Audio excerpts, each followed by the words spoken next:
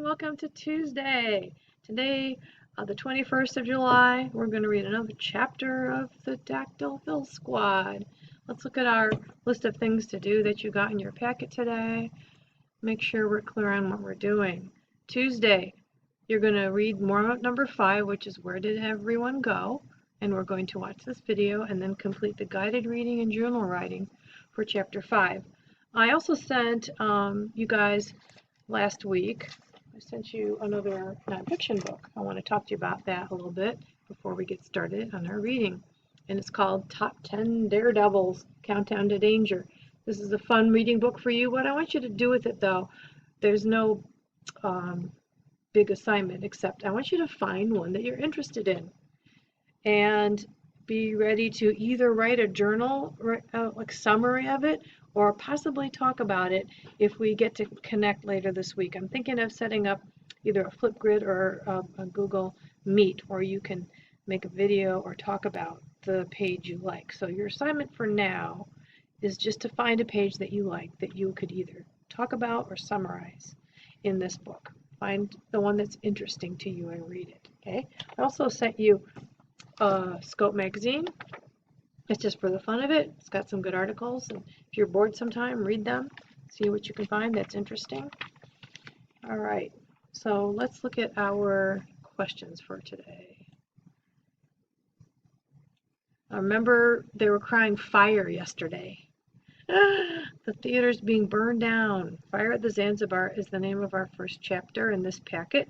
Some words, and there's a bunch I missed. I'll talk to you about them when we go along, though. Dilapidated means run down and falling apart. Conscripted means to be enlisted into the armed forces without choice. So it's also called the draft.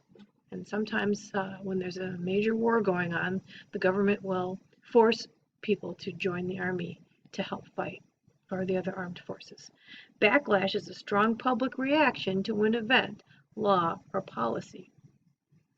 What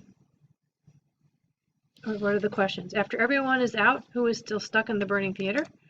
Why are the white folks attacking and burning up the city?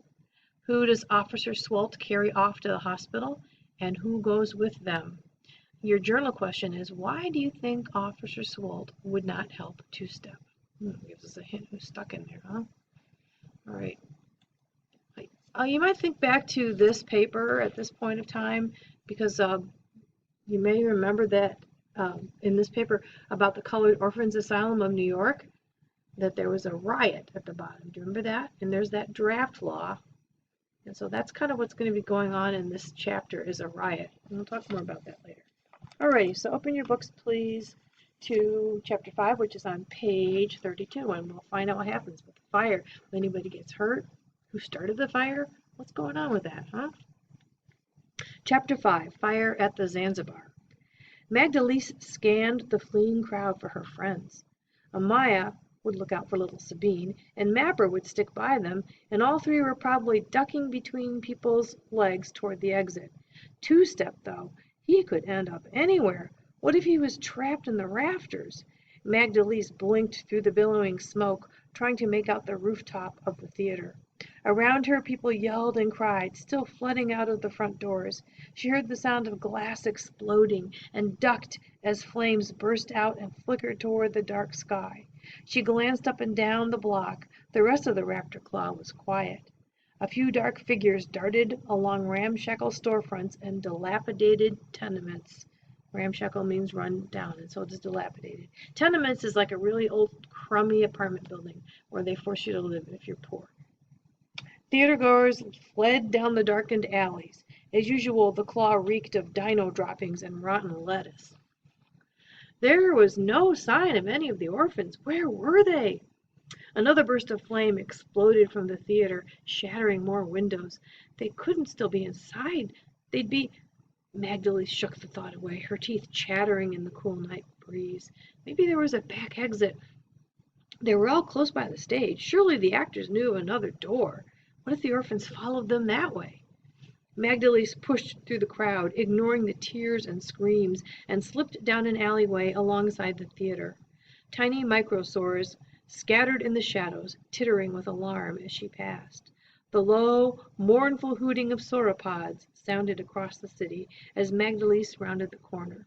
There, in an open plaza behind the theater, old Mother Virginia Brimworth was leaned over, hacking up flummy balls of soot as Henrietta Von Marsh tended to her. Marietta Gilbert Smack, that's another one of the matrons, and Cymbeline and Halsey Crunk, those are the two actors, ushered the orphans and a few other stragglers out of the smoky doorway. So she was right, they did go out the back door. That was smart. Up above, microdactyls flitted across the sky. They would be carrying updates to the authorities, Magdalise thought as she ran toward the matrons. Ooh, that's another dinosaur job, carrying messages. The citywide alarm had already sounded. The ground rumbled with the weight of oncoming sauropods. The fire brigades would arrive and everything would be all right. Amaya and little Sabine stood beside each other. Smoke smudges dotted their brown faces, and they both looked rattled, but otherwise okay. "Magdalise!" Amaya yelled as she ran up to them. They embraced, and then Amaya pulled away to cough, and Sabine jumped up into Magdalise's arms and pressed herself against her face. "The others?" Magdalise said. "Here comes Mapper now," Marietta reported. A squabble of costumed microraptors burst out of the doorway first, followed by Mapper, his glasses all smoked over and his dark skin smudged with ashes. Marietta herded him toward the others. "Where's Varney?" she yelled over the smashing windows and screams around them. Everyone looked around. No Varney, no wagon in sight. "Where'd you leave him?" Von Marsh demanded. "Right here. Is Mother Brimworth all right?" Marietta called. Von Marsh shook her head, patting the older woman's back. "She seems to have inhaled quite a bit of smoke, I'm afraid." "Where's Two-Step?" Magdalise asked. "Last time I saw him he was—" "There!" Mapper pointed up to the rooftop, where a small, shadowy form appeared through the billowing smoke. "Oh, he's up on the roof!" Climbed up there from the raptors, probably. "We gotta get to him!" Magdalise cried. "We could maybe get up from one of the other buildings," Cymbeline Crunk said. "Pass a ladder across the alleyway somehow." She was covered in soot and her dress was charred at the edges, but at least she seemed more or less together. Her brother Halsey, on the other hand, had shuffled off into the shadows and was sobbing as the sparkling ashes of his life's work swirled around him. He's really upset because his theater burned down. "Where's the blistering fire brigade?" Von Marsh yelled. "They'd have a bracky for sure, and then we could get 'em."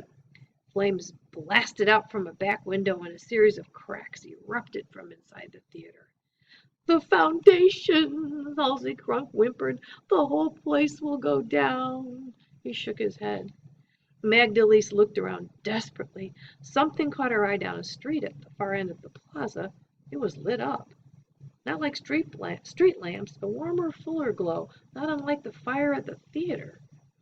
She glanced at the sky, where a long dark plume of smoke rose above the rooftops and long, graceful necks of sauropods. More than one place is burning. "Something else," Magdalise said. "Something else." "What?" Amaya said. People were running through the plaza now, dark figures bolting out of the alleyways, some mounted on clumsy, staggering knuckle skulls. The sound of breaking glass seemed to come from all around them, and then desperate cries for help. "What's happening?" little Sabine moaned. "It's an attack," Magdalise said. "Who?" said Mapper. "Who's attacking?" "The draft offices started drawing names out of a tumbler today," Cymbeline said. "White folks are being drafted, for the war against the slave states, and they don't want to go. They don't care about black people. There was word there would be some backlash against black New Yorkers. They're mad at the black people because they don't want to go to that war. But this," she shook her head. "That's why the city was so quiet," Magdalise thought, like it was holding its breath, waiting for this. She looked at the carnage around her. That means destruction. And this was only the beginning. Riker knew this was going to happen, and he let us walk straight into it. Remember when Riker first said, "I'm going to take you to jail," and then he found out they're going to the theater, and he goes, "Okay, well, go ahead," because he didn't even care if they got burned up. Maybe he's part of the whole riots. Maybe he's got it all, part of the planning. We have to get your friend down before the structure gives out, and then we can get out of here." "The structure," Halsey muttered. "Gone, all of it, ashes." A policeman rode into the square, his knuckle skull stumbling in an awkward, rhythmless gait. The officer kept looking behind him, then up at the sky. "We're saved!" Von Marsh squealed, waving at him as he approached. "Officer Swolt, over here!" "You must clear the square," Officer Swolt said, slowing his steed to an unsteady halt.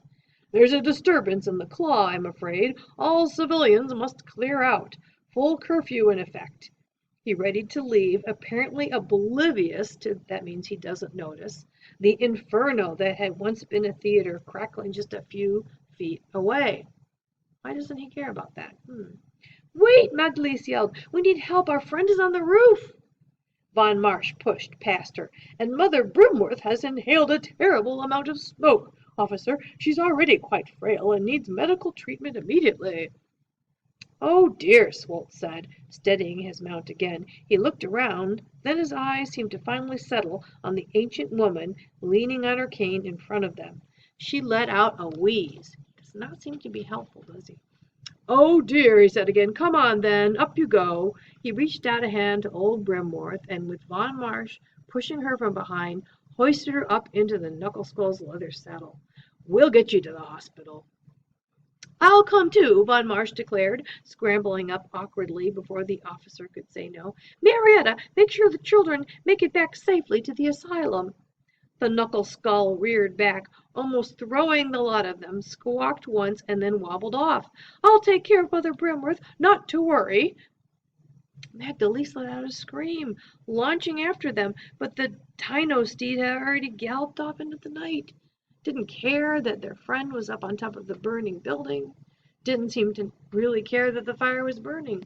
I wonder why. All right, so go ahead and fill out your paper and think about also, we know a little bit from our nonfiction reading about those riots and how the white people are mad and they're just kind of rioting, wrecking everything because they don't want to help the black people. Sounds familiar, doesn't it? Okay, and tomorrow we'll read the next chapter. Good job, you guys. See you next time. Bye.